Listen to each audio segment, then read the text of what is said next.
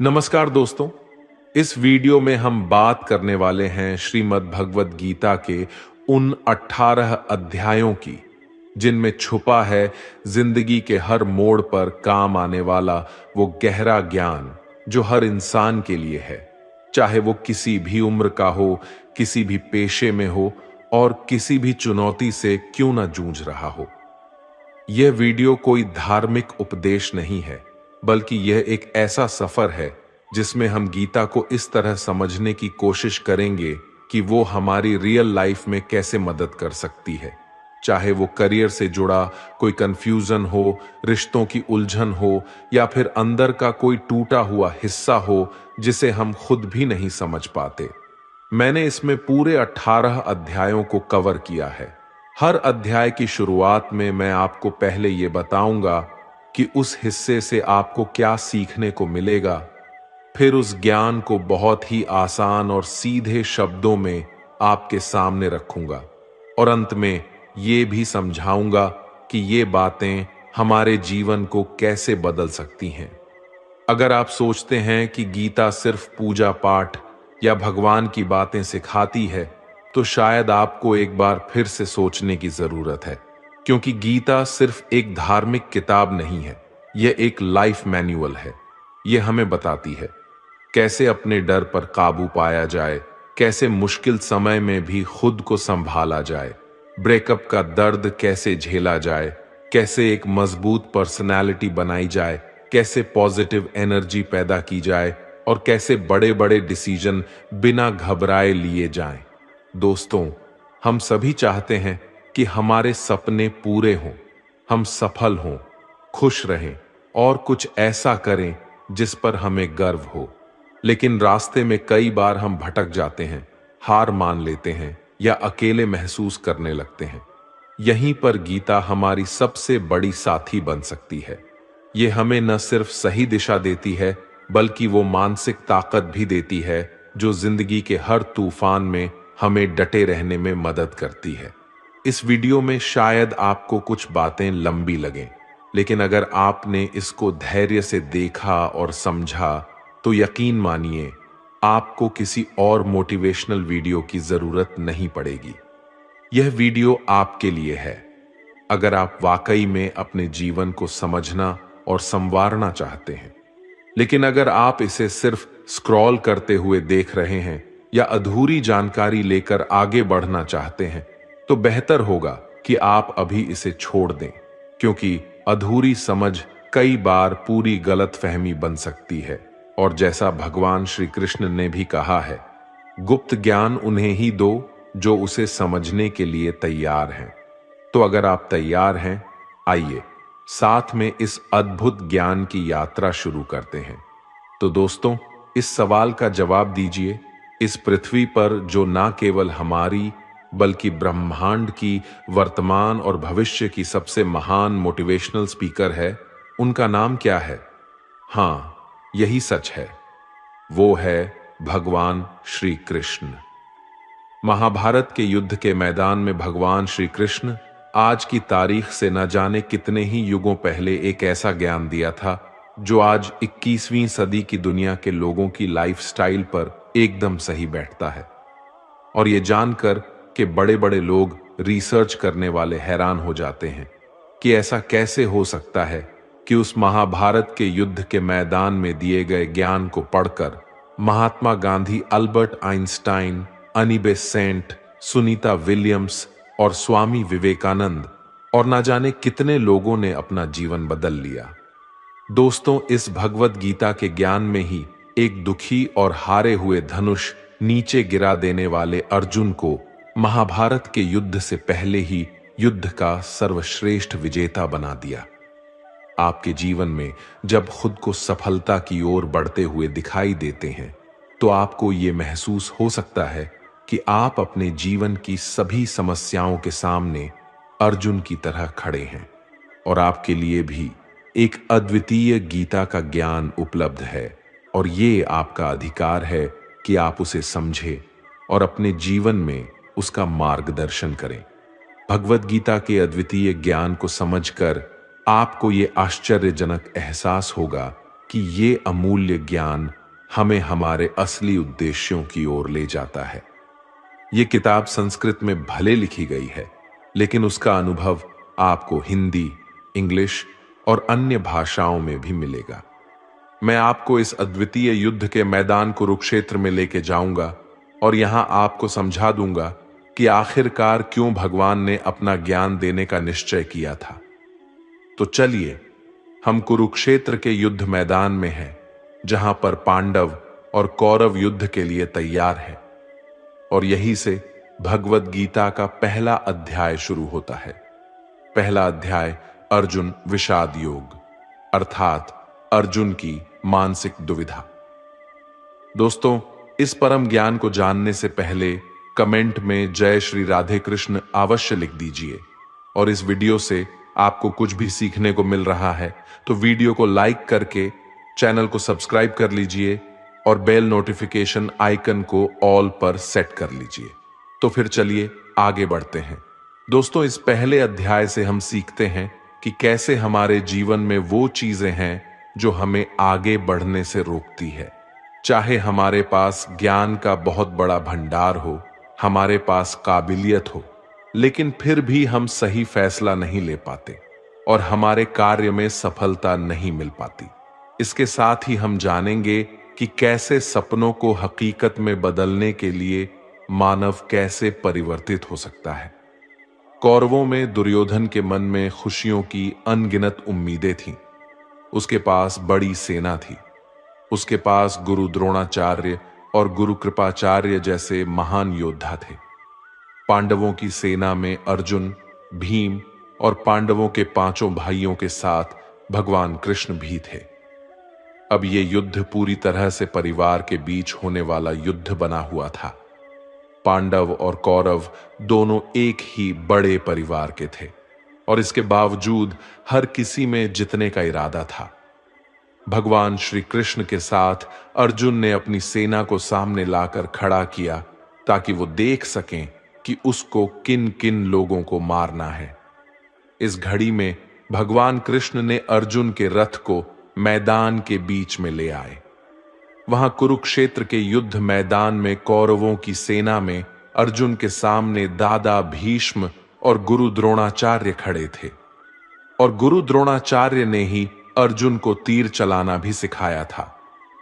अर्जुन ने युद्ध के मैदान में जिधर देखा वहां दोनों ही और परिवार वाले और गुरुओं के शिष्य ही नजर आ रहे थे। इस दृश्य को देखकर अर्जुन बहुत ही दुखी हो गए और कृष्ण से बोले कि यहां तो हर कोई मेरा सगा संबंधी है। मैं अपने ही लोगों को युद्ध में नहीं मार सकता। मुझे इस राज्य के लिए तो क्या, अगर कोई तीनों लोक भी दे दे तो भी मैं ऐसा युद्ध नहीं करूंगा जिसमें मुझे अपनों को ही मारना पड़े। गीता के इस पहले अध्याय से हमें यह सीखने को मिलता है कि वास्तविक सोच कैसी होती है। हमें कभी कभी नहीं पता होता कि हमारे काम करने का इरादा क्या है, हम किस चुनौती का सामना करेंगे। और जब हम किसी बुरी स्थिति का सामना करते हैं तो हम संयम खो बैठते हैं, घबरा जाते हैं और अपना वास्तविक धर्म भूल जाते हैं। भले ही अर्जुन युद्ध कला में माहिर थे और वो युद्ध करने के लिए मैदान में धनुष उठाने की कला को सिखाने वाले गुरु द्रोणाचार्य के शिष्य थे, लेकिन वे अपने लगाव के कारण कर्म का सही फैसला नहीं ले पा रहे थे। इससे हमें यह सीखने को मिलता है कि जब हम जीवन में आगे बढ़ने के लिए तैयार होते हैं तो हमें अपने लगाव को खुद से दूर रखना चाहिए। मित्रों, आप इसे इस तरह से समझ सकते हैं। मान लीजिए आपका दिल से किसी व्यक्ति से गहरा प्यार है, लेकिन वो व्यक्ति आपके प्यार को समझने का मन नहीं रखते। इस बदले में आपको उसके प्रेम को प्राप्त करने के लिए मोहित नहीं होना चाहिए, क्योंकि लगाव किसी भी रूप में हानिकारक हो सकता है। जब तक ये लगाव है तब तक आप अपने आत्मा के धर्म को पूरा नहीं कर सकते। गीता का दूसरा अध्याय सांख्य योग, यानी कि पुरुष प्रकृति का विश्लेषण करना। मनुष्य 5 संख्या से बना है: आग, पानी, मिट्टी, हवा। अंत में मनुष्य इसी में मिल जाता है। भगवान श्री कृष्ण ने अर्जुन को बताया कि जीवन में सबसे बड़ा योग कर्म योग है। भगवत गीता के दूसरे अध्याय से हमें इमोशनल स्टेबिलिटी, आत्मा, मृत्यु, पुनर्जन्म और डिसीजन मेकिंग के बारे में सीखने को मिलता है। यहां हमें गुस्से के सबसे बड़े कारण और उनके समाधान के बारे में भी बताया गया है। जब अर्जुन ने युद्ध करने से मना किया तो सारथी श्री कृष्ण ने कहा, हे अर्जुन, ये तुम्हें अचानक से क्या हो गया है? तुम जैसे महान योद्धा के मुंह से ऐसी बातें शोभा नहीं देती। इसलिए अपने इस मन की कमजोरी को छोड़कर युद्ध के लिए फिर से खड़े हो जाओ। इस पर अर्जुन ने कहा कि इस युद्ध से बेहतर है कि मैं एक भिखारी बन जाऊं, क्योंकि मेरे पास यहां तक तो अपनी जिंदगी का कोई अहम मकसद ही नहीं है। मेरे पास सही और गलत का ज्ञान नहीं है, इसीलिए मैं आपसे मार्गदर्शन मांगता हूं। श्री कृष्ण मुस्कुराए। क्या कोई इंसान उनसे कुछ मांग सकता है और वो नहीं देंगे? यहीं से शुरू होता है भगवत गीता का ज्ञान, जिसे आपको भी अर्जुन की भावनाओं को जानना और समझना चाहिए। श्री कृष्ण अर्जुन को बोले, क्या तुम अचानक से डर रहे हो? तुम्हें डरना नहीं चाहिए, क्योंकि ये लोग तुम्हारे मारने से ही मरेंगे और तुम्हें ही उन्हें मारना होगा। इन सब लोगों का पिछले जन्म से और आगे के जन्म के साथ कोई संबंध नहीं है। वे तुम्हारे जैसे अनादि हैं। इसलिए जैसे कि तुम अपने पुराने कपड़े बदलकर नए पहनते हो, वैसे ही आत्मा शरीर को छोड़ देती है। हे अर्जुन, तू किसी मरे हुए इंसान को जीवित नहीं कर सकता, क्योंकि जीवन और मृत्यु का नियंत्रण सिर्फ मेरे पास है। तू तो उनकी मौत का सिर्फ एक कारण है, और ये लोग मरने के बाद भी मेरे ही पास आएंगे, क्योंकि वे शरीर नहीं है, वो तो आत्मा है, और आत्मा को किसी भी तरीके से नष्ट नहीं किया जा सकता। आत्मा अगले जन्म के लिए इस शरीर को त्याग देती है, जिस प्रकार तू अपने पुराने कपड़े बदलकर नए पहनता है। इसी तरह से जैसे कोई कछुआ खुद को खुद में ही समेट लेता है, वैसे ही मनुष्य अपनी इच्छाओं को वश में कर लेता है। जो व्यक्ति अपने मन की सभी इच्छाओं और कर्मों के परिणामों को सोचना छोड़ देता है, वही स्थिर बुद्धि कहलाता है। जिसके मन से हर प्रकार का डर, भावना और क्रोध खत्म हो जाता है, वही मनुष्य शांत रहता है। जब हम अपनी इच्छाओं को पूरा करने के बारे में सोचते रहते हैं, तो हमें वो इच्छाएं अच्छी लगने लगती है, तो हमें उन इच्छाओं को पूरा करने का मन करता है। और जब उन इच्छाओं को पूरा करने में कोई रुकावट आती है, तो हमें गुस्सा आ जाता है, और गुस्से में हम खुद को खो देते हैं, और फिर हम अपने कर्म और धर्म को भूलकर अपनी स्थिति से नीचे गिर जाते हैं। लेकिन जो व्यक्ति अपनी इच्छाओं को वश में करके उनका गुलाम नहीं होता, उसका अंतर्मन शुद्ध रहता है और उसके दुख का अंत हो जाता है। और जब उसके सभी दुख समाप्त हो जाते हैं, तो उसकी बुद्धि स्थिर हो जाती है। लेकिन जिसकी इच्छाएं और कामनाएं उसके मन से नहीं जाती हैं, वो मनुष्य कभी शांत नहीं हो पाता। और जब शांति ही नहीं मिल पाएगी, तो वो खुश कैसे रहेगा? उसकी हालात तो वो नाव की तरह होती है, जिसको उसकी इच्छाओं की किसी भी दिशा में ले जाने की छूट मिल सकती है।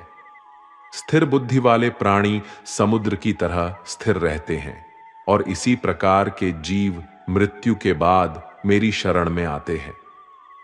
मित्रों, अब हम इस अध्याय के वास्तविकता पर आते हैं, और आप में से कई लोग होंगे जिन्होंने अपने प्रियजनों को खो दिया है, और आज तक आप लोगों में से जिन्होंने भी अपने प्रियजनों की मृत्यु का दुख नहीं झेला है, उन्हें यह जान लेना चाहिए कि उनके जीवन में भी उनके अपने किसी सबसे प्रिय की मौत एक दिन अवश्य होगी। लेकिन उस वक्त उदास होने की कोई आवश्यकता नहीं है, क्योंकि खुद भगवान ने ही हमें स्मरण कराया है कि हमें अपने जीवन से पहले भी हम इस संसार में मौजूद नहीं थे, और मृत्यु हो जाने के बाद भी नहीं रहने वाले हैं। और इसलिए हमें मौत का डर नहीं होना चाहिए। इसका कारण ये है, या तो हम परमात्मा में हमेशा के लिए मिल जाएंगे, या हमारा पुनर्जन्म होगा। और जब सभी लोग आखिर में एक ही जगह मिलेंगे तो विलाप करने का क्या मतलब रह जाता है। और यही प्रकृति का नियम भी है। और आपको स्मरण रहे कि हम कोई शरीर नहीं है, हम तो केवल आत्मा है और उस परमात्मा के अंश है। और अगर हमें बनाने वाला ईश्वर है तो हमें उनमें ही मिलने का प्रयास करना चाहिए, उनमें ही लीन हो जाना चाहिए। यह संसार तो एक भ्रम है जिससे उस परमात्मा ने बनाया है। हमने देखा था कि अर्जुन निर्णय लेने में असमर्थ थे। जब भी हम कोई निर्णय लेते हैं तो एक और हमारा मुंह होता है और दूसरी ओर हमारा वास्तविक कर्म होता है। और इस खेल में हम वो नहीं कर पाते हैं जो हमारा असली काम होता है और जो हमें जीवन में सफलता के मार्ग पर आगे बढ़ने में मदद करता है। इससे हम एक एग्जाम्पल से समझते हैं। मान लीजिए आपको अपने घर से दूर कहीं किसी और शहर में शिक्षा के लिए या नौकरी के लिए या अपने किसी लक्ष्य को पूरा करने के लिए जाना पड़ रहा है, तो आपको अपने परिवार का मोह तो छोड़ना ही पड़ेगा। इसी तरह से आपको प्रत्येक निर्णय में यह ध्यान रहे कि आपके मोह और आपके वास्तविक कर्म में कौन ज्यादा महत्वपूर्ण है। इसके पश्चात हम चर्चा करेंगे कि हमारी समस्याओं का सबसे बड़ा कारण क्या है और उनका मुख्य समाधान क्या है।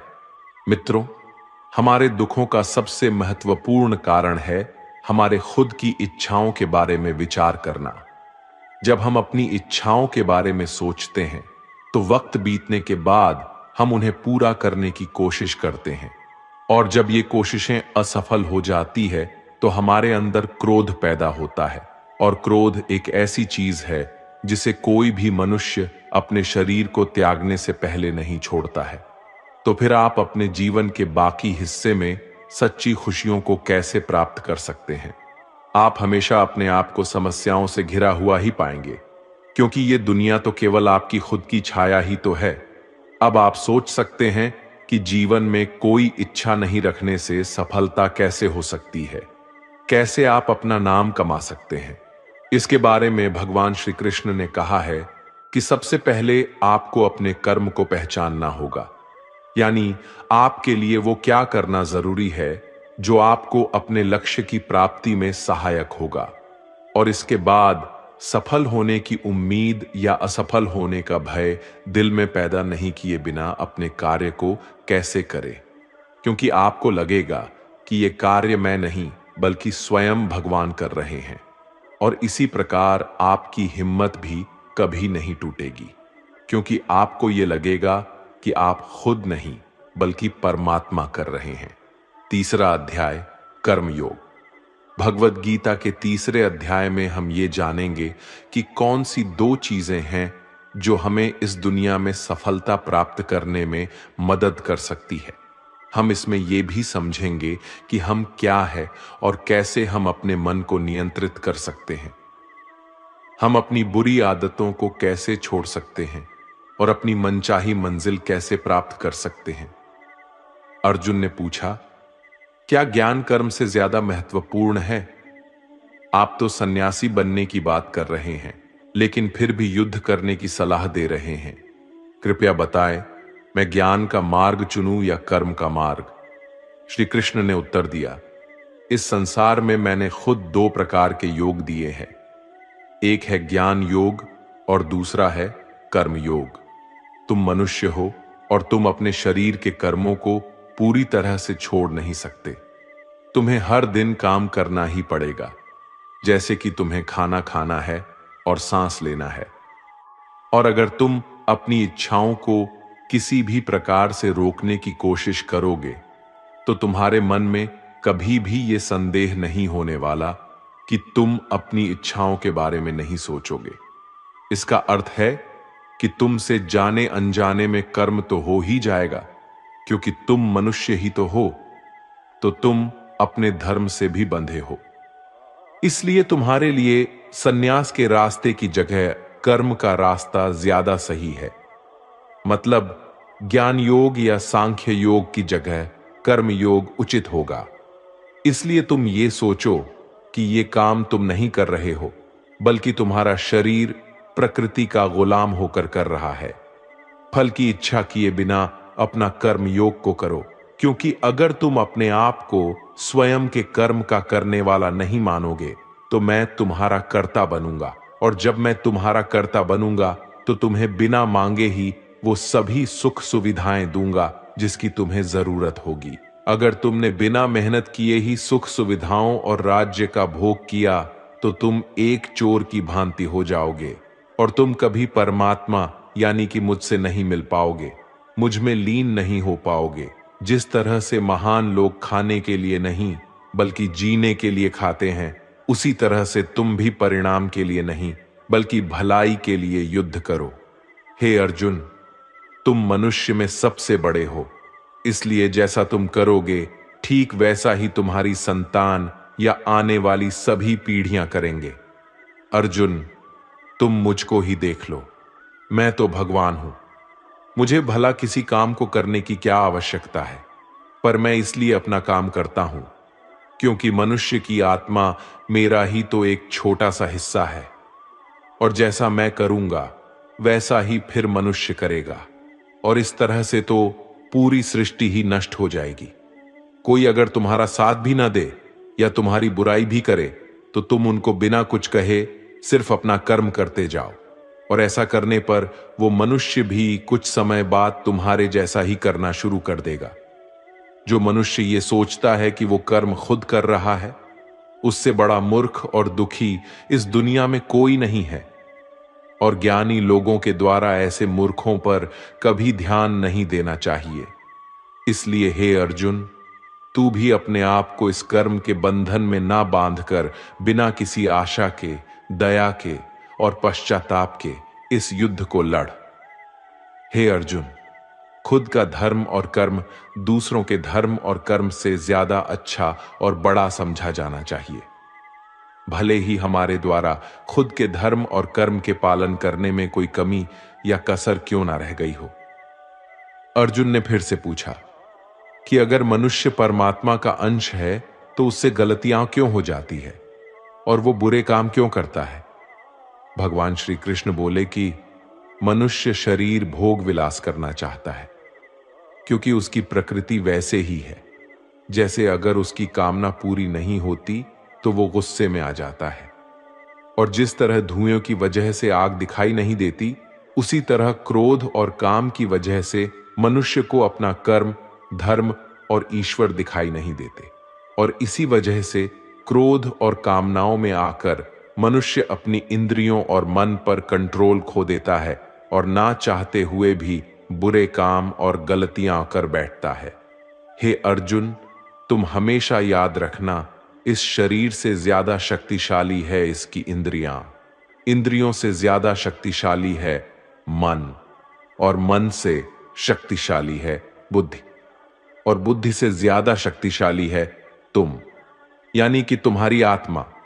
इसलिए हे अर्जुन, तू अपनी आत्मा से अपनी बुद्धि को वश में कर, तो तुम्हारी बुद्धि मन को वश में करेगी, और फिर मन तुम्हारे इंद्रियों को वश में करेगा, और इंद्रियां तुम्हारे शरीर को, यानी कि तुम्हारे बुरे कर्मों को।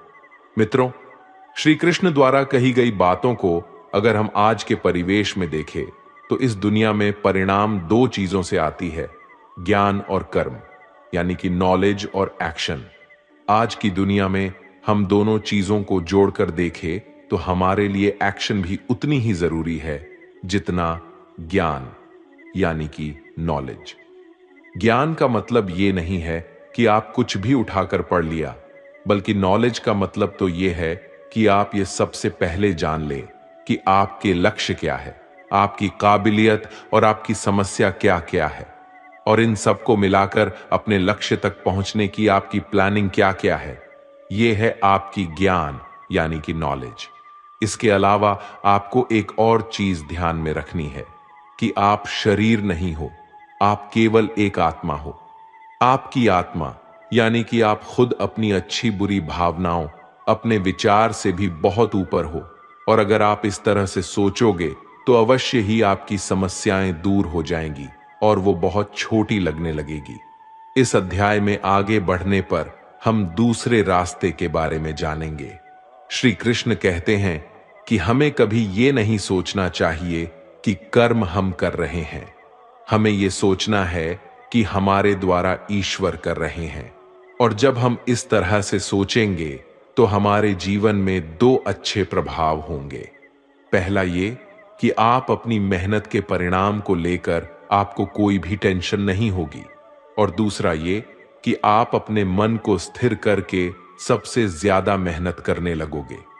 सभी शब्दों की बजाय ये आपको समझना चाहिए कि आपको कभी भी अपने कर्मों के परिणामों पर खुश या दुखी होने का अधिकार नहीं है, क्योंकि श्री कृष्ण के उपदेशों के अनुसार मनुष्य को केवल कर्म करने का अधिकार है। इसके साथ ही आप किसी भी बुरी आदत से कैसे मुक्त हो सकते हो, इसका विचार करें। इसे बहुत ही सरल शब्दों में समझाया जा सकता है। आप अपने आप को भगवान का छोटा सा अंश अर्थात आत्मा ही समझे, और इसके बाद आप जब अंतर ध्यान से यानी अपने आत्म के ध्यान से अपने मस्तिष्क को नियंत्रित रखोगे और मस्तिष्क से अपने मन को, और फिर जब आपका मन आपके शारीरिक इंद्रियों को नियंत्रित कर लेता है तो बुरी आदतों को छोड़ना कुछ भी मुश्किल नहीं होगा। अध्याय 4 ज्ञान कर्म संन्यास योग यानी सगुण भगवान का प्रभाव और कर्म योग का विषय। भगवत गीता के चौथे अध्याय से हमें यह ज्ञात होता है कि भगवान कब और किस रूप में पृथ्वी पर आते हैं, और यहां तक कि गुरु से ज्ञान कैसे प्राप्त किया जा सकता है और ज्ञान क्यों जरूरी है। श्री कृष्ण ने अर्जुन से कहा, है अर्जुन, मैंने इस महान गीता ज्ञान को बहुत पहले बताया था, लेकिन समय के साथ वो ज्ञान समाप्त हो गया है। इस पर अर्जुन श्री कृष्ण से पूछते हैं, कृपया बताइए कृष्णा, आप तो अब वर्तमान काल में हैं, तो आप बहुत पहले के समय में ऐसा कैसे कर सकते हैं। श्री कृष्ण ने उत्तर दिया, हे अर्जुन, तुझे ये नहीं पता कि तेरे और मेरे कितने जन्म हो चुके हैं। जब इस संसार में धर्म का अस्तित्व संकट में होता है, तब मानव रूप में अधर्म का नाश करने के लिए इस धरती पर आता हूं और कर्म करके अपने शरीर को यहीं छोड़कर वापस जाता हूं। जैसे कोई शिष्य मुझे अत्यधिक प्यार करता है, उसी तरह से मैं अपने शिष्यों से अत्यधिक प्यार करता हूं। हालांकि मैंने इस संसार को बनाया है, लेकिन मैं ये नहीं सोचता कि ये मेरे द्वारा बनाया गया है।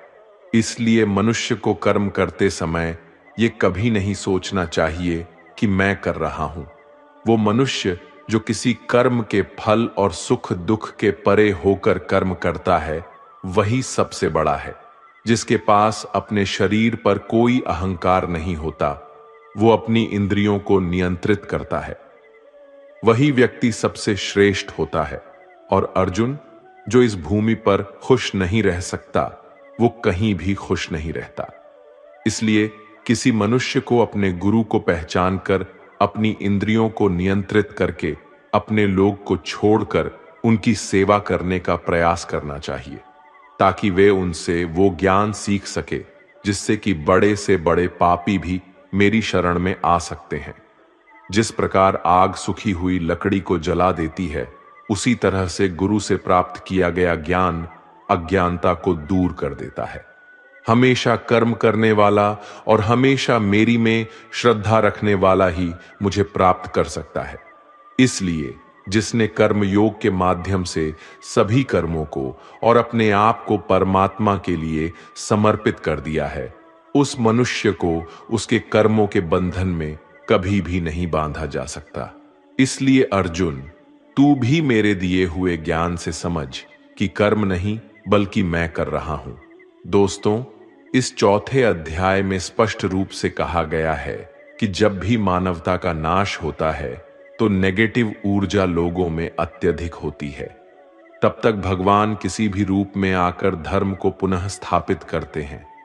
इसमें यह भी बताया गया है कि अगर किसी से आपको कुछ सीखना है तो सबसे पहले आपके मन में उसके प्रति सम्मान होना चाहिए, कोई लालच नहीं होना चाहिए और बुरी भावना भी नहीं होनी चाहिए।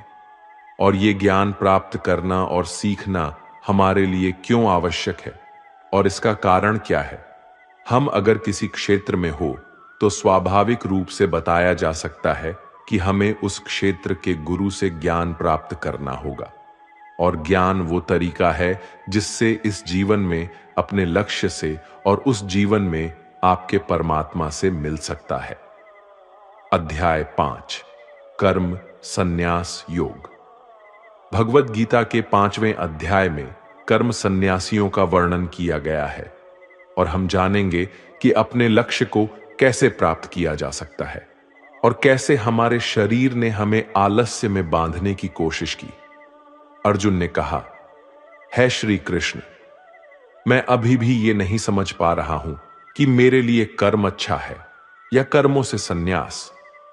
तो श्री कृष्ण ने उत्तर दिया, देखो अर्जुन, संन्यास और कर्म वे दो अलग अलग मार्ग हो सकते हैं, लेकिन दोनों का ही लक्ष्य तो समान है और वो है परमात्मा।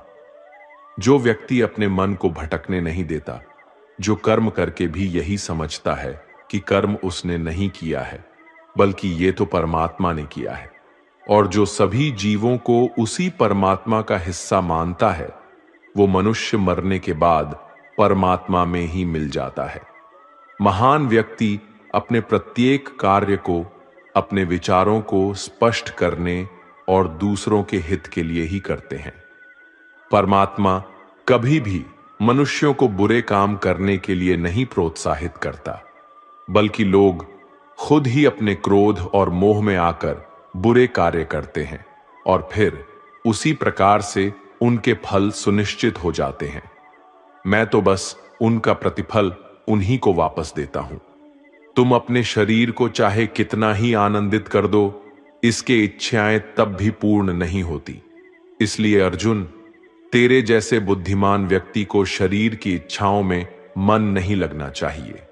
इस संसार का असली मूल्य होता है वो जिसने अपने शरीर का नाश होने से पहले अपने क्रोध का नाश कर लिया हो, जो संपूर्ण प्राणियों का हित करता है, जिसका मन किसी भी कार्य में नहीं बनता और जो अपने भटकते हुए मन को एक जगह केंद्रित करके परमात्मा को याद करता है, वही व्यक्ति सुखी भी है और परमेश्वर सहित सभी के प्रिय भी।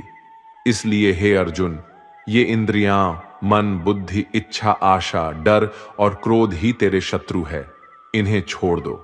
दोस्तों, हमारी बॉडी अर्थात हमारा शरीर हमेशा आराम से रहना चाहता है, लेकिन क्या आपने कभी सोचा है कि अगर इसमें आत्मा नहीं होती तो क्या होता? हम अक्सर अपने शरीर को ही अपनी पहचान मान लेते हैं। हम कहते हैं, ये मेरी आंखें हैं, ये मेरे हाथ है, और जब हमारा शरीर हमें आराम करने के लिए बोलता है तो हम सो जाते हैं। लेकिन क्या आप ये सोच सकते हैं कि शरीर आपकी बुद्धि पर भारी हो गई है? इसलिए आपको यह समझना होगा कि आप एक आत्मा हैं और आपको अपनी बुद्धि से अपने शरीर को चलाना होगा। दोस्तों, जो रास्ते भगवत गीता में दिखाए जा रहे हैं, वे मानवों को परमात्मा से मिला देते हैं। अगर आप इन सभी बातों को अपने जीवन में अपनाते हैं तो आप अपने सपनों को पूरा करने की दिशा में एक कदम आगे रहोगे।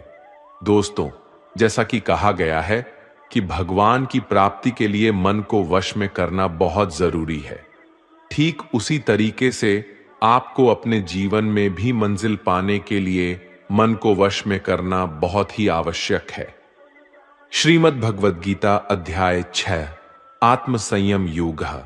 भगवत गीता के 6ठे अध्याय में हम जानेंगे कि एक योगी क्या होता है और योगी कैसे बनते हैं, अर्थात आज के जीवन में वो व्यक्ति जो अपने जीवन में महत्वपूर्ण कुछ करना चाहता है। इसके साथ ही हम ये भी जानेंगे कि क्या होता है अगर आपने इस जीवन में बहुत मेहनत की लेकिन फिर भी आपका सपना पूरा नहीं हुआ।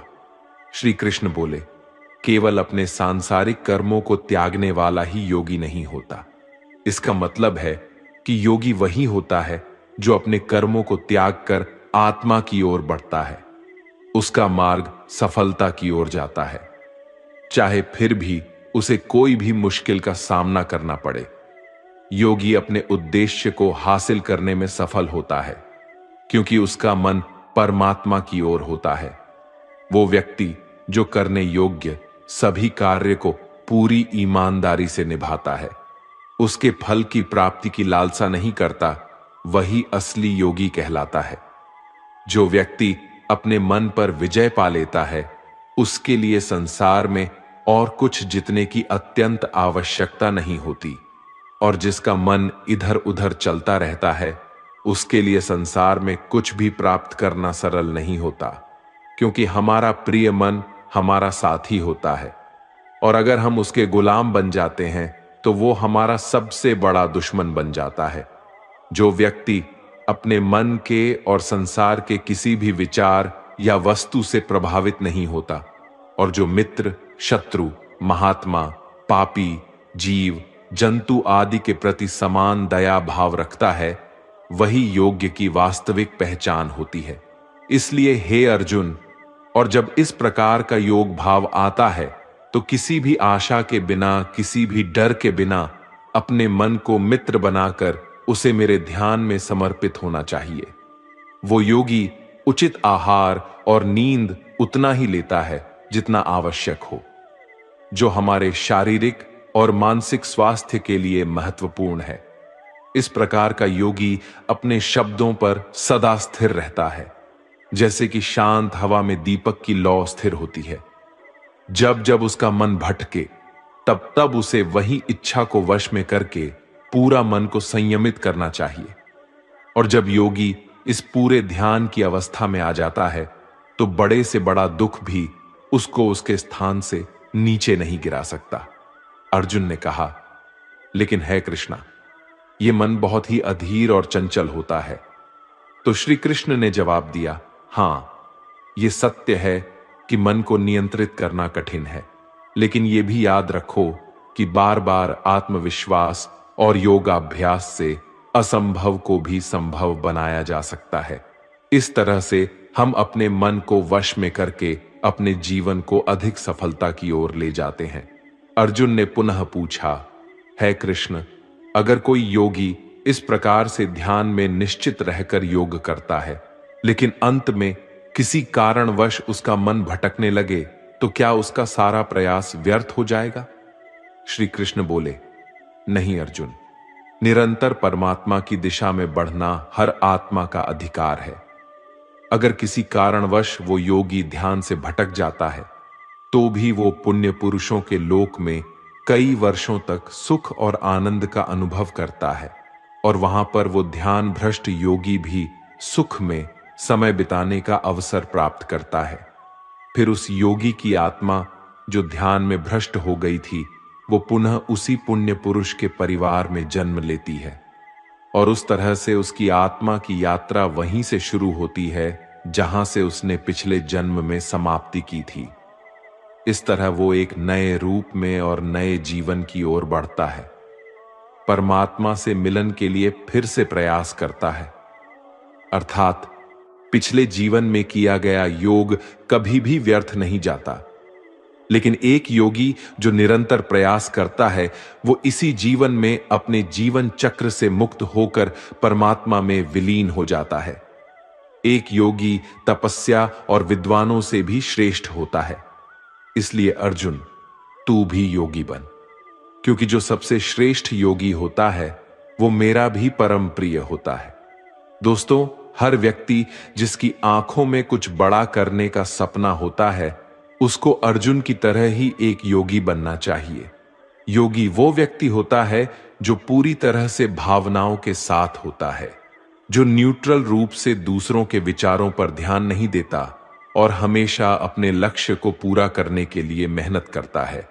लेकिन दोस्तों, जीवन का कोई भी पथ किसी के लिए भी पूरी तरह से पूर्ण नहीं होता, ये बात हमेशा याद रखनी चाहिए। क्या कोई इंसान उसके सपने पूरे होने से पहले ही मर जाता है, तो उसकी मेहनत की कीमत किसी काम की नहीं रहती और अपने सपने सपने ही रह जाते हैं? ऐसा क्यों होता है?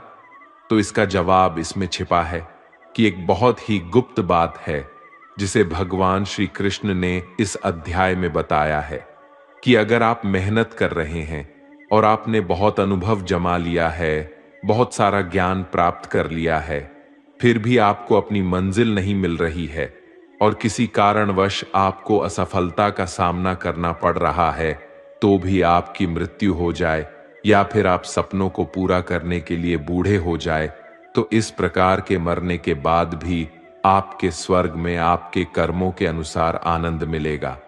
और जब आपके अच्छे कर्मों का बैलेंस खत्म हो जाएगा, तो फिर से धरती पर जन्म लेके वापस आएंगे। और जन्म भी ऐसे माहौल या घर में होगा जिसमें आपको पिछले जन्म के ज्ञान का स्तर पाने के लिए मेहनत नहीं करनी होगी। वो तो स्वतः आपको मिल जाएगा। आपको फिर उसके बाद के ज्ञान को पाने के लिए एक पुनः पूरी नई जिंदगी मिल गई होती है। ऐसा मैं नहीं, बल्कि भगवान श्री कृष्ण ने भी योगियों के बारे में इस गीता के 6ठे अध्याय में बताते हुए कहा है। और उन्होंने उन लोगों के लिए भी विशेष बनाया है जो सच में बहुत ज्यादा मेहनत करते हैं। मित्रों, ट्रू लाइफ स्पिरिचुअल ज्ञान पर आप सुन रहे हैं संपूर्ण भगवत गीता का सार। इस परम ज्ञान आपको अच्छी लग रही है तो कमेंट में जय श्री राधे कृष्ण अवश्य लिख दीजिए। और इस वीडियो से आपको कुछ भी सीखने को मिल रहा है तो वीडियो को लाइक करके चैनल को सब्सक्राइब कर लीजिए और बेल नोटिफिकेशन आइकन को ऑल पर सेट कर लीजिए। चलिए आगे बढ़ते हैं। श्रीमद् भगवद गीता अध्याय 7 ज्ञान विज्ञान योग। इस अध्याय में जो भगवान का ज्ञान है, हमें यह बताया गया है कि ईश्वर कैसे संसार को नियंत्रित करते हैं। ईश्वर को कौन से भक्त सबसे अधिक प्रिय होते हैं, इसके बारे में भी ये जानकारी दी गई है। लेकिन ये सवाल हम सबके मन में उठता है कि क्यों इंसान भगवान को नहीं पहचान पाता है। भगवान कृष्ण इस प्रश्न का उत्तर देते हुए कहते हैं कि हे अर्जुन, अब मैं तुझे वो बात बताऊंगा जिन्हें जानकर तू इस संसार में किसी और ज्ञान की तलाश में नहीं भटकेगा। हजारों लोगों में से कोई एक ही होता है जो ब्रह्म ज्ञान की खोज करता है और वो कोशिश करके ही उसे प्राप्त करता है। और ऐसे हजारों कोशिशें करने वालों में से कोई एक ही मेरे प्रेम में विश्वास और समर्पण के साथ प्राप्त कर पाता है। मेरे 2 रूप हैं, एक जन रूप जिसमें पृथ्वी, वायु, जल, अग्नि और आकाश, साथ ही मन, बुद्धि और अहंकार है। वही दूसरा है चेतना रूप, जिसमें सृष्टि का चक्र है। समय को भी मैं ही निरंतर चलाता हूं। जल, ओमकार, चंद्रमा, सूरज मैं ही हूं। पृथ्वी की सभी पवित्र ग्रंथ, बुद्धिजीवियों का तेज, अग्नि और तपस्वियों का तप, धर्मों का पवित्र कर्म, अलग अलग समयों का काल और बलवान का बल भी मैं ही हूं। इस संसार के लोग सांसारिक गुणों के बंधन में जकड़े हुए हैं, इसलिए मैं किसी को अपने असली रूप में नहीं दिखाई देता हूं। और वास्तविकता में ये संसारी गुण भी मेरी माया ही तो है। मगर जो मनुष्य इस मोह माया को तोड़ देता है, वो मेरा भक्त बन जाता है। माया के जाल में फंसे हुए मूर्ख लोग मेरी शरण में नहीं आ सकते हैं। कोई भी भक्त 4 विभिन्न प्रकार से मेरी पूजा करता है। कोई प्राप्ति की इच्छा रखने वाला, कोई दुख के समय मुझे याद करने वाला और कोई मुझे पहले से ही जानने वाला। लेकिन इनमें से मुझे सबसे अधिक प्रेम करने वाला ज्ञानी भक्त पसंद है। ये चारों भक्त दयावान होते हैं, लेकिन ज्ञानी पुरुष तो मानो मेरा ही रूप है। और ज्ञानी भक्तों में से वो व्यक्ति भी शामिल है जिन्होंने मुझे बहुत सारे जन्मों से माना है और मृत्यु उसके बाद भी उनकी आत्मा मुझ में ही मिल जाती है। जो भक्त किसी इच्छा की पूर्ति के लिए किसी देवता की पूजा करते हैं, उनकी आस्था में मैं वही देवता बना देता हूं और उस भक्त को अंततः वो देवता प्राप्त हो जाते हैं। इस फल की अवधि समय सीमित होती है। अगर कोई भक्त मेरी पूजा करने के लिए किसी भी तरह का प्रयास करता है तो मैं उसे अपना बना लेता हूं, जबकि दूसरी तरफ वे मूर्ख जो मुझे जन्म लेने और मरने वाला मानते हैं, वो मुझे प्राप्त नहीं कर पाते हैं। मैं भूतकाल, वर्तमान और भविष्य को जानता हूं, हालांकि श्रद्धा रहित लोग मुझे नहीं जान सकते। वे भक्त जो सांसारिक मोह और माया को छोड़कर उच्च कर्मों का अभ्यास करके मेरी भक्ति करते हैं, वे मृत्यु से मुक्त होकर मुझ में ही लीन हो जाते हैं। जब आप अपने जीवन में कोई लक्ष्य स्थापित करते हैं तो समय बीतने के बाद वो लक्ष्य भूलने की आशंका हो सकती है, क्योंकि विभिन्न विचारों और कार्यों की बहुत अधिक चिंता होती है। भगवान श्री कृष्ण ने यह बताया है कि माया के जाल में फंसे व्यक्ति भगवान को भूल जाते हैं और इसी तरह कई बार अपने महत्वपूर्ण लक्ष्य को भी भूल जाते हैं और उन्हें लगता है कि उन्होंने जो लक्ष्य निर्धारित किया है वो तो बेकार है, व्यर्थ है।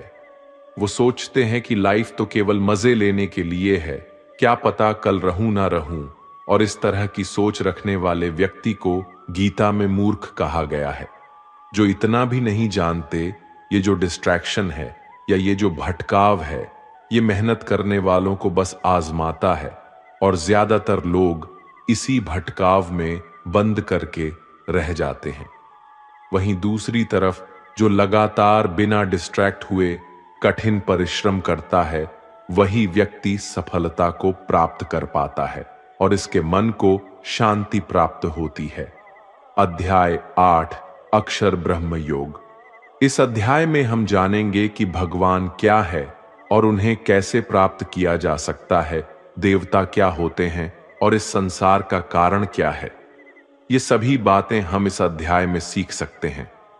अर्जुन ने पूछा, है कृष्णा, परम ब्रह्म क्या होता है? आध्यात्म का स्वरूप क्या होता है? कर्म क्या होता है?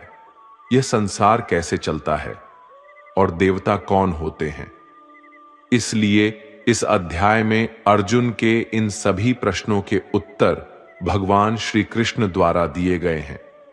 श्री कृष्ण कहते हैं कि जीवों की वास्तविकता ही आध्यात्म होती है। कर्म हमारे द्वारा पास्ट में किया गया त्याग होता है जिसका परिणाम हमें वर्तमान में मिलता है। उसी तरह से हमारे वर्तमान में किए गए कर्म या त्याग वो भविष्य में मिलने वाले परिणामों को ही जन्म देते हैं। इस संसार का निर्णय करता वो मैं ही हूं, और जब कोई व्यक्ति अंत के क्षण में अपने मन में वही भाव और अपने ध्यान को उसी भाव में स्थिर करके शरीर को छोड़ता है तो वो उसी भाव को प्राप्त करता है। इसलिए मुझे याद करने वाले हमेशा मेरे पास आते हैं। इसलिए अर्जुन, तू भी मुझ में ही ध्यान कर और युद्ध करके तू मुझे ही पाएगा। वे लोग मुझे सदैव याद करते हैं, वे सरलता से मेरे पास आते हैं, और जो मेरे पास आते हैं उनके जन्म मरण का चक्र समाप्त हो जाता है। उनके सारे दुख हमेशा के लिए खत्म हो जाते हैं। श्रीमद् भगवद गीता के अनुसार सहस्त्र युग अहर युद्ध ब्राह्मणों विदु, अर्थात ब्रह्मा का एक दिन 1000 महायुग के बराबर होता है। इसके अनुसार ब्रह्मा का एक दिन 4 अरब 32 करोड़ 100 वर्ष होता है। इसी प्रकार इतनी ही अवधि ब्रह्मा की रात्रि की भी होती है।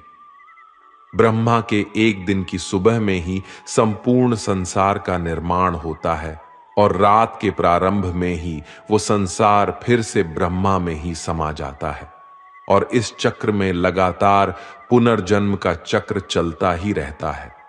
लेकिन जो मेरे भक्त होते हैं उन्हें शीघ्र ही इस चक्र से मुक्ति मिल जाती है।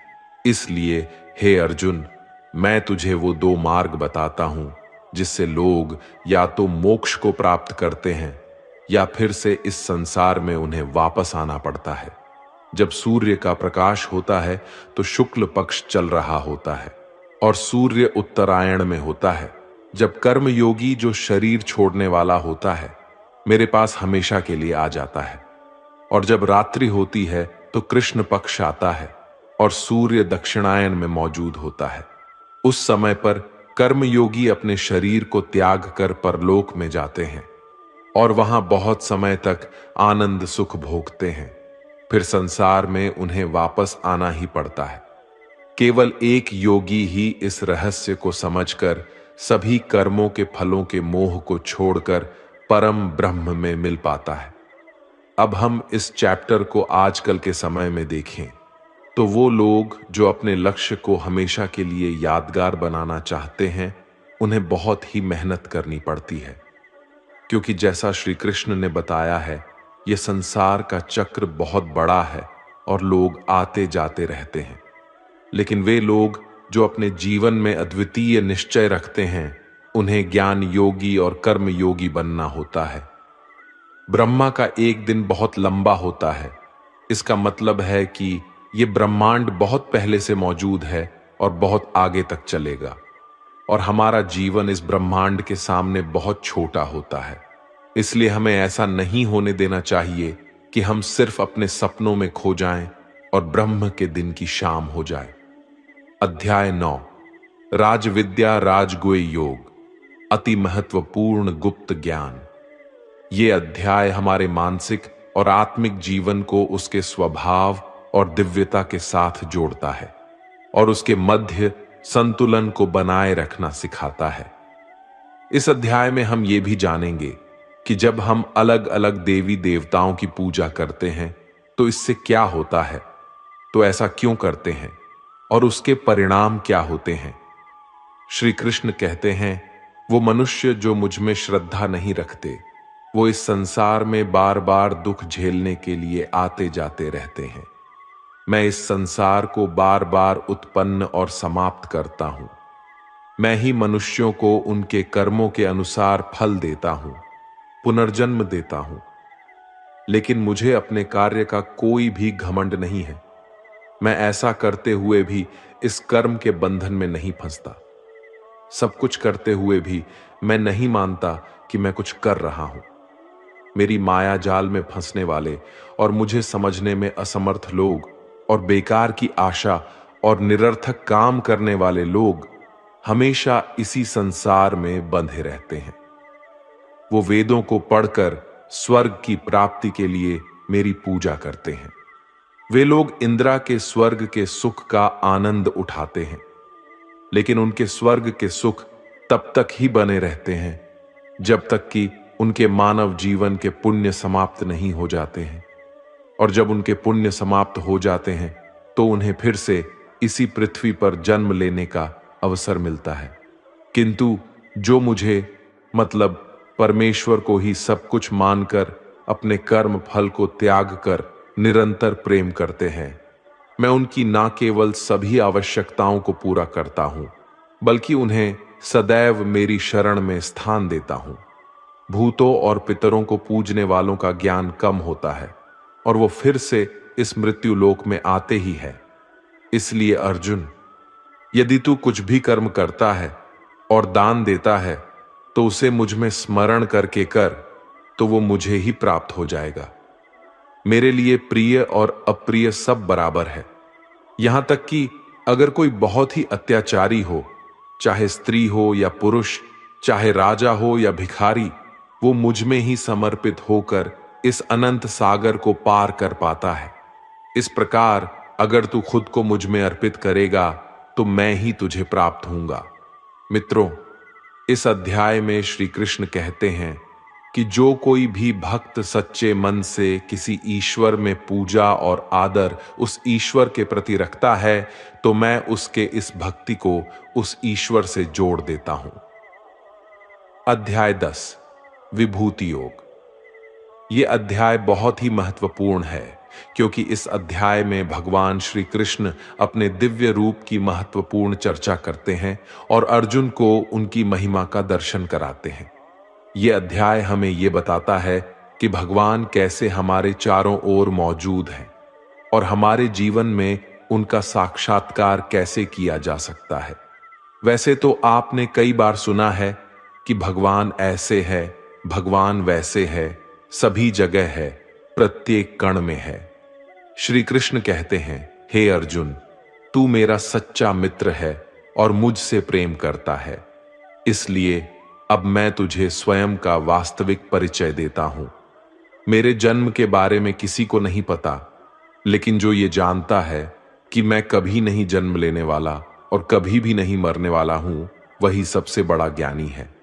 ज्ञान और मूर्खता, सत्य और झूठ, सुख और दुख, मन और बुद्धि, रचना और नाश, कृति और अपमान सहित सभी भाव वास्तव में मैं ही हूं। इस जगत में जिस किसी ईश्वर की पूजा की जाती है, वो असलियत में मैं ही हूं। दोस्तों, इस अध्याय में भगवान ने हमें यह दिखाया है कि वे हमारे जीवन के हर पहलू में मौजूद हैं।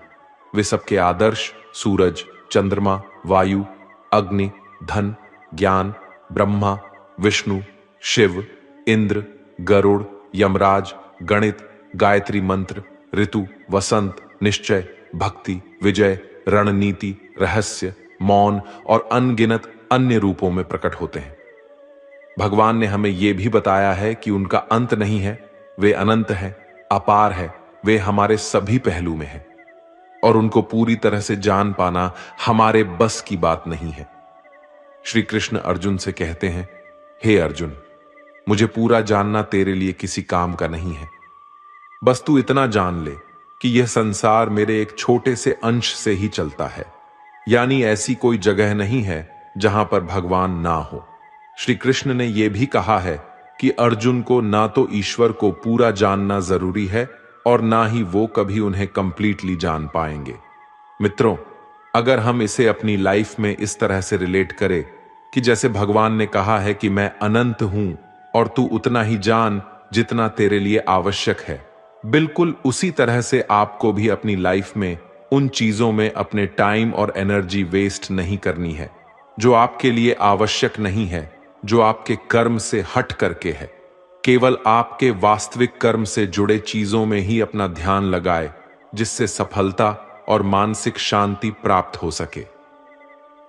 अध्याय 11, विश्व रूप दर्शन। इस अध्याय में भगवान श्री कृष्ण अर्जुन को अपने दिव्य रूप का दर्शन कराते हैं। यह दृश्य अर्जुन को भगवान की महानता और अद्भुत रूप का अनुभव कराता है। इसमें भगवान के विराट रूप के बारे में हमें जानने को मिलेगा। अर्जुन श्री कृष्ण से कहते हैं, हे कृष्ण, आपके दिए हुए ज्ञान से मेरे सारे संदेह दूर हो गए हैं, लेकिन अगर संभव हो तो मैं आपका महान रूप देखना चाहता हूं। तो श्री कृष्ण कहते हैं, हे अर्जुन, परंतु इन मानवों की आंखों से ये सब नहीं देख पाएगा तू, इसलिए मैं तुझे ये सब देखने के लिए दिव्य नेत्र प्रदान करता हूं। मित्रों, इसके बाद जो अर्जुन ने देखा उसके वास्तव में कल्पना भी नहीं की जा सकती है। ईश्वर का ना तो कोई आरंभ था और ना ही कोई मध्य और ना ही कोई अंत था।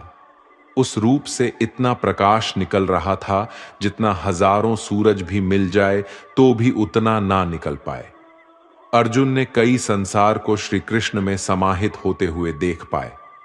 फिर अर्जुन ने हाथ जोड़ते हुए श्री कृष्ण से कहा कि है परमात्मा, मैं आपके शरीर में सभी देवों को, सभी मनुष्यों को देख पा रहा हूं, लेकिन आपके शरीर का तो ना कोई आरंभ दिख रहा है, ना कोई मध्य है और ना ही कोई अंत। आप में हर तरह के अस्त्र शस्त्र है, हर तरह के प्रकाश और सूर्य है। स्वर्ग और धरती के बीच का पूरा आकाश मानो आपसे ही भर गया है। कई देवता के समूह आप में प्रवेश कर रहे हैं तो कई लोग भयभीत होकर हाथ जोड़े खड़े हैं। आपके अनंत हाथ, पैर, पेट, आंखों वाले मोह रूप को देखकर समस्त सृष्टि सहित मैं भी व्याकुल हो रहा हूं। यहां तक कि मैं पांडवों को और कौरवों की पूरी सेना के महान योद्धाओं का अंत होकर आप में जाता हुआ देख पा रहा हूं। आपके ये विकराल रूप इस संपूर्ण ब्रह्मांड को अनंत ऊर्जा दिए जा रहा है कृष्ण, इतने रूपों में आप कौन से हो? अर्जुन कहते हैं, हे कृष्ण, इतने रूपों में आप कौन से हो? मैं आपको कैसे पहचानूं? फिर श्री कृष्ण कहते हैं, मैं तो हर जगह हूं और मैं ही समय हूं। इन सभी योद्धाओं की मौत को पहले ही लिख चुका हूं। तू तो सिर्फ इनकी मौत का कारण है, मारने वाला तो मैं ही हूं। यह सुनकर अर्जुन के चेहरे पर थोड़ा डर दिख रहा था, पर अर्जुन धैर्य के साथ बोले, है परमात्मा, आपका यह रूप देखकर अब मुझे पता लग गया कि क्यों योगी महर्षि देवता जैसे ही आत्मा है आपका पूजन क्यों करते हैं। आप तो सत्य और असत्य से भी ऊपर हो। आपके इस रूप की व्याख्या करने के लिए मेरे पास शब्द ही नहीं है। आप ही इस संसार के पालनकर्ता और विनाशक हो। आपको हर दिशा से नमस्कार है, स्वीकार कीजिए, क्योंकि ना तो कोई आपका आदि है और ना ही अंत। आपको कोटि कोटि नमन। हे प्रभु, मुझे भय है कि मैंने अज्ञानता में आपको मित्र कृष्ण कहा है और कई बार लोगों के सामने आपका मजाक भी उड़ाया है। मुझे आपके इस सत्य का पता नहीं था, इसलिए अगर संभव हो तो आप मुझे क्षमा कीजिए। जैसे पिता पुत्र को क्षमा कर देता है, उसी तरह आप भी मुझे क्षमा कर दीजिए।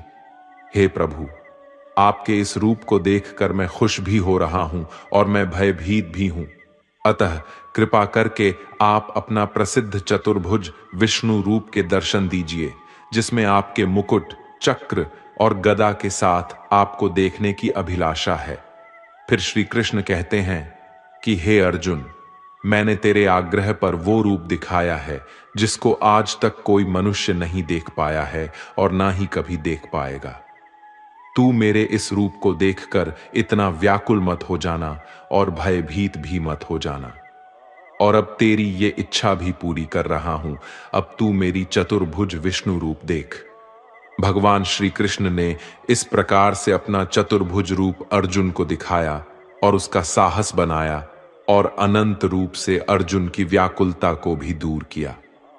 अब अर्जुन कहते हैं कि हे कृष्ण, अब मैं आपके इस रूप को देखकर मुझे तृप्ति मिल गई है। तो फिर कृष्ण बोले, अर्जुन, जो चतुर्भुज रूप तुमने अभी देखा है, उसे देखने के लिए तो देवता भी कामना करते हैं। इस चतुर्भुज रूप को किसी भी यज्ञ, दान, तप और वेद से देखा जा सकता है। परंतु अर्जुन, जो तेरी तरह मेरा परम भक्त है, वो अंत में मुझे ही प्राप्त होता है, इसलिए ये रूप तुम देख पाए हो। मित्रों, गीता के इस अध्याय से आप आज के टाइम में भी ये सीख सकते हो कि अगर हम सच्चे मन से मेहनत करते हैं तो कई बार सफलता को पाने के बाद हमें लगता है कि हमने इतनी मेहनत कर ली, और जब सफलता आती है और तब लगता है कि ये तो ज्यादा ही मिल गया, मैंने तो इतना मेहनत नहीं किया था। और मित्रों, यही महान लोगों का एक सद्गुण होता है कि वो मेहनत तो करते हैं, लेकिन उनको यह भी आभास नहीं होता कि कितनी मेहनत कर लिया उन्होंने। यही महान लोगों की महान सोच होती है। अध्याय 12, भक्ति योग। इस अध्याय में भगवान हमें बताते हैं कि भक्ति के माध्यम से ही हम उन्हें प्राप्त कर सकते हैं। हमें भगवान के प्रति विश्वास, प्यार और समर्पण दिखाना चाहिए। इससे हमें यह सीखने को मिलता है कि हमें भगवान के प्रति भक्ति और प्यार बढ़ाने का प्रयास करना चाहिए। जो व्यक्ति हर तरह के सुख और दुख, वस्त्र और मित्रता, लाभ और हानि, मोह और इच्छा, हर तरह के मौसम से दूर रहता है और सभी प्राणियों को एक समान नजरिए से देखता है, और जो अपने मन और इंद्रियों को पूरी तरह से वश में रखता है, वही परम आनंद को पाता है। जो निंदा और प्रशंसा को एक समान समझता है, किसी भी स्थान पर किसी भी आहार के साथ रह सकता है, वो भक्त मेरे लिए बेहद प्रिय है। और उनमें से भी जो निष्काम भाव से अपने कर्म मेरी सेवा में लगाते हैं, वही भक्त मेरे लिए श्रेष्ठ है। इस अध्याय में हमें यह भी सिखाया गया है कि हमें अपने पूर्व अनुभवों से सीखने की कोशिश करनी चाहिए। एक छात्र या एक व्यक्ति जो अपने जीवन में कुछ महत्वपूर्ण करना चाहता है, उसे कम खाना चाहिए और हर प्रकार की भावनाओं के साथ होना चाहिए। खुद के लक्ष्य को कैसे प्राप्त करना है, केवल यही सोचना चाहिए, और यह तभी प्राप्त हो सकता है जब हम भगवान के प्रति विश्वास, प्यार और समर्पण करते हैं। अध्याय 13, क्षेत्र क्षेत्र विभाग योग। इस अध्याय में भगवान हमें आत्मा और शरीर के बीच के अंतर की बात करते हैं। हमारी आत्मा शरीर के परे है और हमें इसे समझना चाहिए। यह हमें सिखाती है कि हमारे शरीर से भी ज्यादा हमारी आत्मा ज्यादा असली है और हमें इसके साथ मिलकर जीना चाहिए। इस अध्याय से हमें यह ज्ञान मिलता है कि कैसे हमारे कर्मों के परिणाम की रचना होती है। श्री कृष्ण हमें बताते हैं ये शरीर एक क्षेत्र है, जैसे कि खेत एक क्षेत्र होता है। खेत में हम बीज बोते हैं और उसके सही समय पर फल होता है। इसी तरह हमारे जीवन में भी हम कर्म के बीज बोते हैं और उसका सही समय पर हमें फल मिलता है। इसलिए शरीर को क्षेत्र कहा गया है। इस क्षेत्र और क्षेत्रज्ञ के ज्ञान को विभिन्न तरीकों से विद्वानों द्वारा व्याख्या किया गया है, जिसमें 5 महाभूत मन, बुद्धि, अहंकार और सभी इंद्रियां शामिल है। साथ ही सुख, दुख, चेतना, शरीर, धैर्य और विकार भी इसमें शामिल है। श्री कृष्ण कहते हैं, परम ज्ञान क्या होता है, इसका उत्तर मैं तुझे दूंगा। मानव में कोई भी गुण हो, वो गर्व करने योग्य नहीं होता। हमें किसी भी प्राणी को सताने का कोई अधिकार नहीं है। हमें दूसरों के प्रति क्षमा भाव रखना चाहिए। हमें गुरु की सेवा करनी चाहिए। हमारी मन और वाणी में सरलता होनी चाहिए। हमारे मन और सभी इंद्रियों को पूरी तरह से नियंत्रित होने चाहिए। हमें खुद को किसी भी भावना में नहीं बहने देना चाहिए। हमें संतान, जीवन साथी, घर और धन में मोह नहीं करना चाहिए। हमें अच्छे और बुरे में समान भाव रखना चाहिए और ऐसे लोगों से दूरी बनानी चाहिए जो किसी के साथ स्वार्थपूर्ण होते हैं। हमें एकांतवास में अपने मन को शुद्ध करना चाहिए और हमें परमेश्वर में पूरी तरह समर्पित और ध्यान मग्न रहना चाहिए।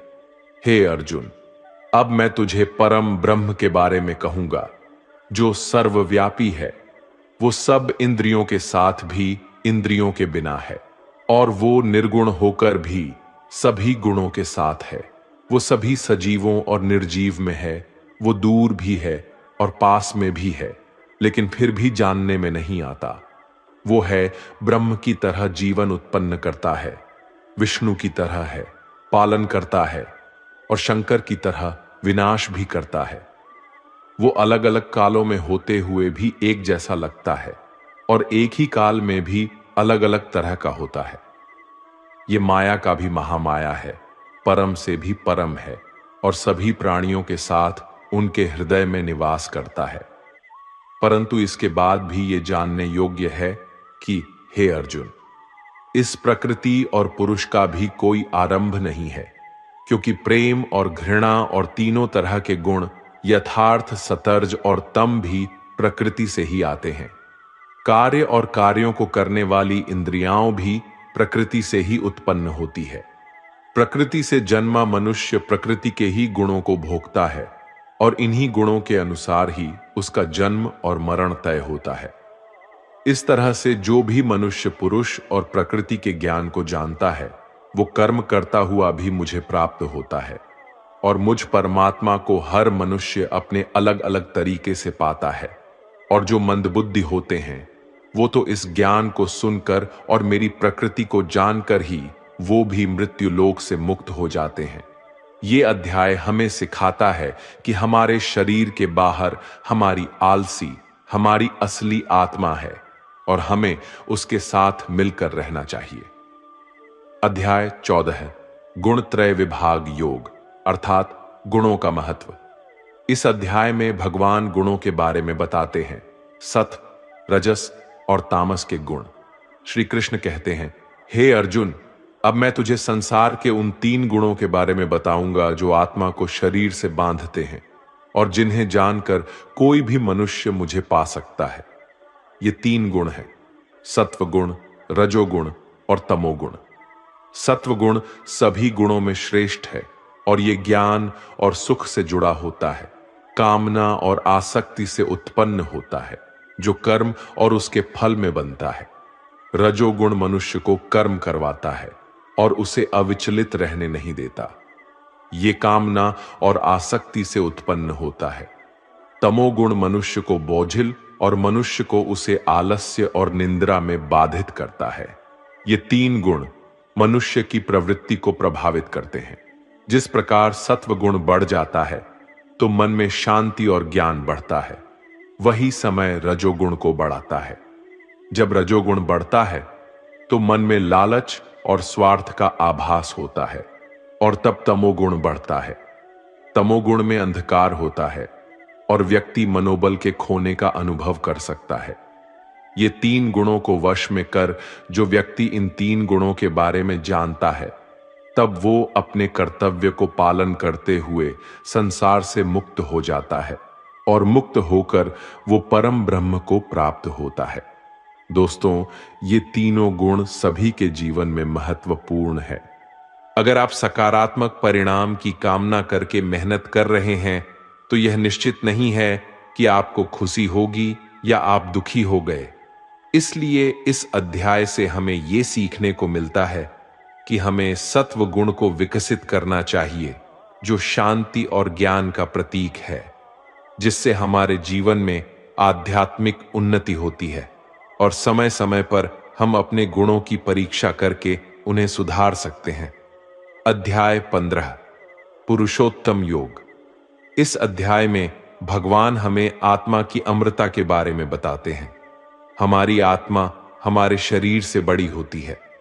श्री कृष्ण कहते हैं कि हमारा आत्मा अविनाशी है और इस संसार में हमारे कर्म हमारे भविष्य को प्रभावित करते हैं। हमें इस बारे में जागरूक रहना चाहिए और ये समझना चाहिए कि हमारे कर्मों के परिणाम हमारे अगले जन्म में हमें प्राप्त होते हैं। इसलिए हमें सत्वगुण, रजोगुण और तमोगुण को समझने और उनका संतुलन बनाए रखने का प्रयास करना चाहिए। आत्मा हमें मुक्ति की ओर ले जाती है और हमें अपने कर्मों को सावधानी से चुनना चाहिए ताकि हम सब कुछ सही दिशा में ले जा सके। इसी तरह से हम परम ब्रह्म की प्राप्ति कर सकते हैं और सभी व्यक्ति के अंतर्निहित परमात्मा को पहचान सकते हैं। इस अध्याय से हमें यह सीखने को मिलता है कि हमें सत्व गुण को बढ़ाने का प्रयास करना चाहिए और अपने अंदर के तमोगुण और रजोगुण को कम करने का प्रयास करना चाहिए, जिससे हम अपने जीवन में सफलता और आत्मा की मुक्ति की दिशा में आगे बढ़ सके। अध्याय 16 द्वासुर संपद्विभाग योग, अर्थात गुणों का विभेद। इस अध्याय में भगवान हमें दैव्य और असुरी प्रकृति के बारे में बताते हैं।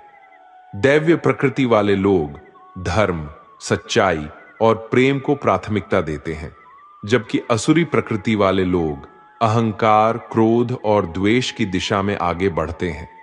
श्री कृष्ण कहते हैं कि दैव्य स्वभाव वाले लोग अपने मन को शुद्ध रखते हैं, परमात्मा को याद करते हैं और सुख दुख को समान भाव से सहते हैं। वे धर्म का पालन करते हैं और दूसरों को कभी कष्ट नहीं पहुंचाते। उनमें अहंकार नहीं होता और वे सबको बराबर मानते हैं। विरोधाभास, क्रोध, आसक्ति और अज्ञान से युक्त असुरी स्वभाव वाले लोग दुश्मनी करते हैं और लोगों को कष्ट देते हैं। वे धर्म का अनादर करते हैं और बुरे कर्म करते हैं। वे हमेशा मोह में रहते हैं। हमें समझना चाहिए कि दैव्य स्वभाव का पालन करके हम अपनी आत्मा को मुक्ति दिला सकते हैं, जबकि असुरी स्वभाव से हम मोह के बंधनों में फंस सकते हैं। इस अध्याय से हमें यह सीखने को मिलता है कि हमें दैव्य स्वभाव का पालन करना चाहिए और आसुरी स्वभाव से बचना चाहिए। इस अध्याय से हमें यह भी सीखने को मिलता है कि हमें सात्विकता का अनुसरण करना चाहिए और आपसी सम्मान, धर्म और शांति की दिशा में अग्रसर होना चाहिए। राजस और तामस की ओर नहीं बढ़ना चाहिए, क्योंकि ये हमें बंधनों में फंसा सकते हैं। अध्याय 17 श्रद्धात्रिय विभाग योग, अर्थात श्रद्धा का महत्व। यह अध्याय भगवद गीता का अहम अध्याय है, जो हमें श्रद्धा और धारण के महत्व के बारे में सिखाता है। श्रद्धा का अर्थ होता है विश्वास, और यह हमारे जीवन में अत्यधिक महत्वपूर्ण है। इस अध्याय में भगवान हमें यह बताते हैं कि हमें अपने कर्मों को ईमानदारी से करना चाहिए और अपनी धारणाओं में स्थिर रहना चाहिए। हमें भगवान के लिए आदर्श बनना चाहिए और विश्वास से उनका पालन करना चाहिए। इससे हमारे जीवन में सुख, शांति और सफलता की प्राप्ति होती है। श्री कृष्ण अर्जुन से कहते हैं, हे अर्जुन, हमें कर्मों को सही तरीके से करना चाहिए और उन्हें ईश्वर के लिए समर्पित करना चाहिए। श्रद्धा और हमारे पूर्व कर्म हमारे जीवन को पूर्ण बनाते हैं और हमें ईश्वर के प्रति प्यार और आस्था का एहसास कराते हैं। इसीलिए श्रद्धा से ही हम सफलता को प्राप्त कर सकते हैं और हमें हमारे कर्मों को ईश्वर के लिए समर्पित करना चाहिए। हमें अपने जीवन में सच्ची और दिल से आस्था बनानी चाहिए, क्योंकि वो हमें आदर्श और आदर देती है, जो अंततः हमारे जीवन को संवारती है। अध्याय 18 मोक्ष संन्यास योग। दोस्तों, इस अध्याय में हमें त्याग और संन्यास के बीच परस्पर संबंधों के बारे में बताया गया है, और इसलिए यह अध्याय बहुत ही ज्यादा महत्वपूर्ण हो जाता है, क्योंकि त्याग और संन्यास के रास्ते भी मोक्ष की प्राप्ति की जा सकती है। अब वो कैसे? चलिए इस अध्याय में जानते हैं। वास्तव में त्याग और संन्यास एक ही है।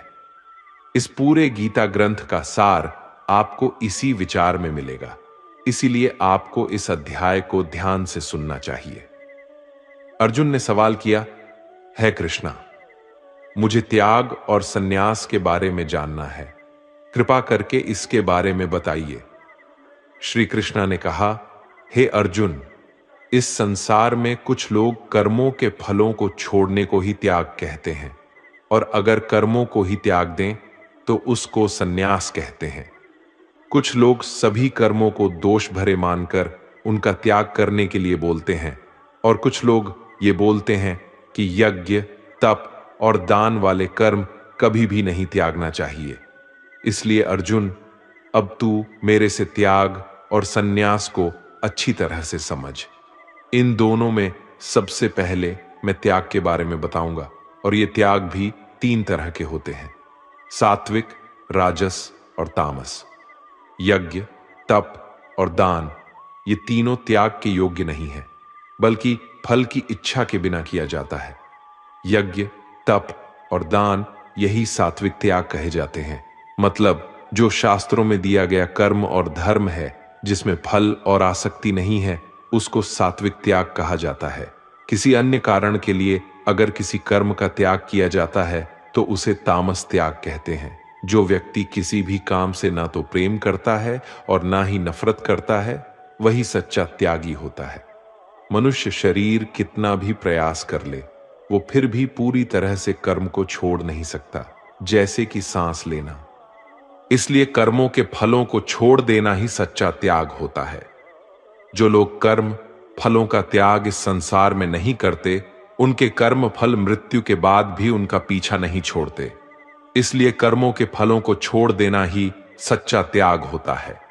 जो लोग कर्मों के फल को छोड़ने का ये मार्ग नहीं चुनते, उनके कर्म फल मृत्यु के बाद भी उनके साथ रहते हैं। इसलिए हमें अंततः अपने कर्म के फल की कामना को त्याग देना चाहिए। दोस्तों, अगर इस वीडियो ने आपके दिल को छुआ हो, या आपको गीता से कुछ भी नया जानने और समझने को मिला हो, तो कमेंट में प्रेम पूर्वक लिखिए, जय श्री राधे कृष्णा। इस ज्ञान की रोशनी को औरों तक पहुंचाने के लिए वीडियो को जरूर लाइक और शेयर करें। और अगर आप ऐसे ही आध्यात्मिक और प्रेरणादायक मार्गदर्शन से जुड़े रहना चाहते हैं, तो चैनल को सब्सक्राइब करें और बेल आइकॉन को दबाकर ऑल पर क्लिक करना ना भूलें। आपका एक छोटा सा समर्थन हमारे लिए बहुत बड़ी प्रेरणा है। धन्यवाद। राधे राधे।